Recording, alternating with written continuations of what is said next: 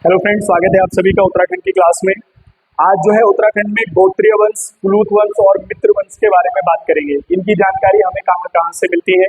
इन तीन वंशों की जानकारी अगर हम बात करें, पहला है गोत्रीय वंश, फिर आपका कुलूत वंश और फिर आपका मित्र वंश। ठीक है, इनके बारे में बात करेंगे। इनकी जानकारी के स्रोत हमारे उत्तराखंड में कहाँ से मिलते हैं। ठीक है, तो बात करते हैं सबसे पहले गोत्रीय वंश की। इसके बारे में पता चलता है कि इस वंश का प्रतापी शासक शीलवर्मन था। कौन था? शीलवर्मन था। उसके बाद इनका राज्य कालसी प्रदेश के आसपास था। जो कालसी देहरादून में पड़ता है, वहां पर इसके आसपास जो है ये गोत्रीय वंश जो है शासन कर रहा था।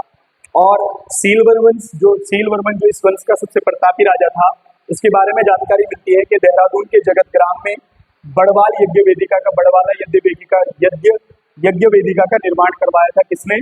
शीलवर्मन ने, जो कि राजा था गोत्रीय वंश का। ठीक है, बस केवल इतनी ही जानकारी का स्रोत हमें जो है गोत्रीय वंश के बारे में उत्तराखंड से मिलता है। आगे बढ़ते हैं, बात करते हैं कुलूत वंश की। कुलूत वंश की जानकारी दो प्रमुख स्रोत हैं, एक बृहद संहिता और दूसरा मुद्रा राक्षस।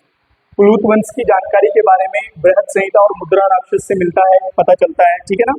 उसके बाद अगर हम बात करें, इनका जो शासन था वो कांगड़ा जिले, जो कि हिमाचल में है, की कुल्लू घाटी में था, वहां पर ये शासन कर रहे थे।